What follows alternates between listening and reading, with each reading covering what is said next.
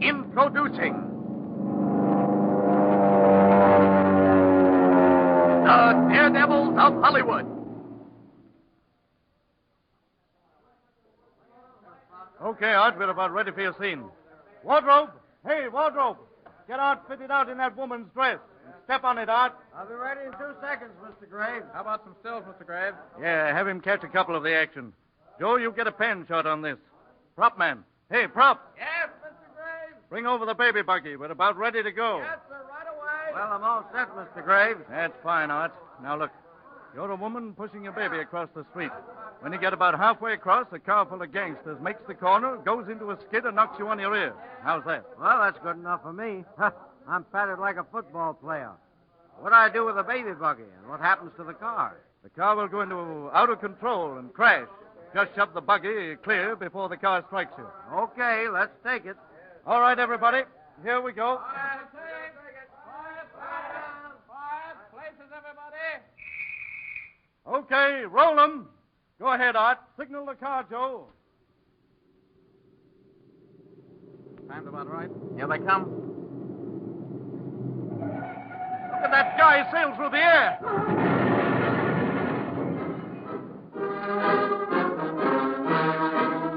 From Hollywood, the motion picture capital of the world, we bring you the thrilling true-life experiences of those men behind the scenes. Those daring, unsung heroes whose breathtaking adventures on the screen have thrilled millions, whose daily jobs bring them face to face with death. Those men who comprise the strangest fraternity on earth, the Suicide Squad, the movie stuntmen, the Daredevils of Hollywood. Ladies and gentlemen, in bringing you this copyrighted radio feature, we are privileged to have as our guest one of the top-notch stuntmen of Hollywood, Slim Talbot. It is through his cooperation that we are able to reenact some of the highlights of his dangerous profession. The thrilling scenes you are about to hear are his own actual experiences. Slim Talbot is here in the studio right now, and later in the program we will bring him to the microphone. But first, let us dramatize one of his daily jobs. It is the early spring of 1937. On the huge lot of 20th Century Fox Studios, thousands of people are going their various ways, each concerned with his part, big or small, in the operation of this private city. Here we find represented every trade, every profession, streets with regulated traffic, shops, offices, cafes, a lumber yard, a nursery and greenhouse. As we approach a large machine shop filled with workers, we see a man entering a side door. He makes his way to the foreman's bench. How are you, Mr. Tyler? Hello, Wilkins. Say, I've got a gag here I want you to rig up for me. Sure. What's it going to be this time? Why, it's a stagecoach thing. We're going to use it in Jane Withers' new picture, Wild and Woolly. Come out here on the ramp and I'll show you what I want done. Sure, Mr. Tyler. Now, here's the idea. We want a gadget that we can trip that will throw off both rear wheels, at the same time. Yeah, I see. And you'd better put a couple of rollers on the axle so the thing will be easy to handle. You see, the coach will be running pretty fast when those wheels come off. Okay, Mr. Tyler. I'll have it fixed up for you. When can I get it? Well, it'll be ready first thing in the morning. That'll be swell. And look, Wilkins, if necessary, keep a couple of boys on it tonight. We've got to have it in the morning without fail. Yes, sir. I'll see that it's done. Oh, by the way, who's going to drive this thing? Why, we've hired a stuntman to do it, Slim Talbot. He'll be doubling for Lon Chaney, Jr. It's quite a gag, all right. Well, I'll be seeing you, Wilkins, and don't let down on that. No, sir. I sure won't. So long, Mr. Tyler.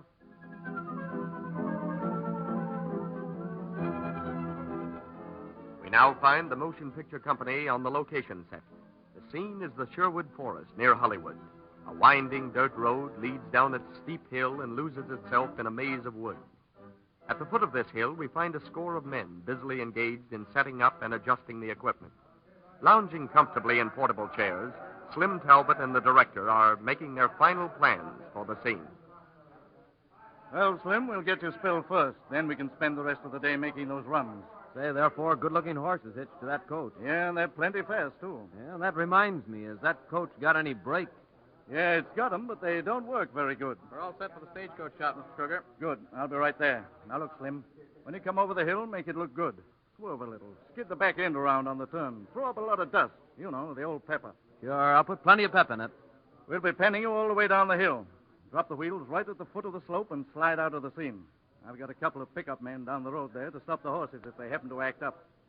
Okay. Well, let's take it. It's up in the air a ways, eh? Whoa, there. Take it easy, boys. Okay, Mr. Kroger, give me 2 whistles when you want me to start. Okay, Slim. All right, everybody. Get set for a take. Move your mic boom in a little closer, Johnny. Drop it. Hey, Harry, heat up that hill a little. Angle of silver right in there. Give me the hot side. It's dark under those trees. You want a pan shot in this, don't you, Mr. Kruger? Yeah, all 3 cameras. Well, how about it, everybody? Camera all set? Okay here, Mr. Kruger. Okay for sound? Okay, this is it. Quiet, everybody. This is the picture. Quiet. Quiet, please. All right, start 'em turning. Give Slim 2 whistles, Johnny. Yeah, I can hear him coming already. There he comes over the hill. And is he coming? Look at those horses run. Now keep those cameras going. Look at that thing rock. This is great so far. Boy, watch that back end swing. He's really stepping on it. Look at that. Beautiful turn. Now here he comes. He's going to release the wheels. Here's our shot. Watch it now. He's pulling the cable. There he goes. Holy! Stop! Look at that. The coach is turning over.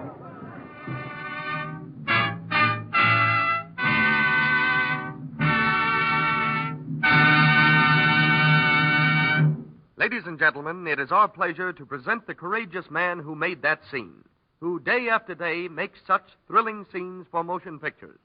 Slim Talbot, interviewed by Glenn Hardy. Slim, that was some spill, all right. Yeah, and it made a swell picture, too. And you didn't have to do it over again? Yeah, I had to do it again. You see, they only photographed the upset by force of habit. The story we were filming at the time called for just the wheels coming off, so the next time, that's all that happened. Well, now, Slim, here's a question that you might think silly, but I have a reason for asking it. How do you happen to be in the stunt business? Do you enjoy the thrill of danger, or just what is it? Well, to tell you the truth, the only thing I like about the stunt racket is the money. That's what I enjoy. I see. And I guess that's a good reason. Now, look, Slim, just before we went on the air, you were telling me about something that happened over on Hollywood Boulevard. Oh, yes. You mean about falling out of that speeding car? Yeah, that's the stunt. I see our producer has dramatized it. Do you mind if we put it on? It's okay with me. Fine. Ladies and gentlemen, we will present another thrilling dramatization in just a moment. But first, a word from our sponsor. Okay, Frank, will you set the scene, please? It is a summer day in 1933. The Universal Studio is making a picture called They Had to Get Married with Slim Somerville and Zazu Pitts. Arrangements have been made with the police department to race 2 automobiles up Hollywood Boulevard at 65 miles an hour. There is considerable traffic on the wide street, and at a point where the run is to begin, we find people attracted by the movie equipment being urged by policemen to move on. Okay, you fellas on the camera car. Are you all set? We've got to change the lens on the camera, Mr. Kellogg. We'll be ready in a minute. All right. Now, look, Talbot, you're standing on the running board of this car. It overtakes the other one. And when you get up alongside, you do a transfer. You get the idea? Yeah. Now, these bozos in the other car push me off, and I do a fall in the street. That's right. We'll be right behind you in the camera car. And for Pete's sake, watch that traffic. Don't get run over. Well, those motor cops will spread the traffic pretty well. They'll be just ahead of us making a hole. Yeah, we're lucky to have their cooperation. It's mighty nice of them. Okay, Mr. Kellogg. We're all set. Swell. Here we go. On your toes now, everybody. We'll be shooting all the way down, so you can do your transfer when you get up enough speed. But, Talbot, wait until you're making about 65, will you? Okay, Mr. Kellogg. Well, take her off, Del. Okay, Tom. Now let's get going. And those guys are really taking out. Look at them weave through the traffic. Yeah. It's okay. Stay right on their tails, Don. All right. Start turning those cameras. Watch them go around that streetcar there. Look. Slim's getting ready to make the change. Pull up a little closer, Don. He's on the running board. There he goes. He made it. Now they're going to push him off. Watch this. Watch it. Good grief, they've got that tub wide open. There he goes. Look at that guy turn flips. Stop this car. Look out. You run him over.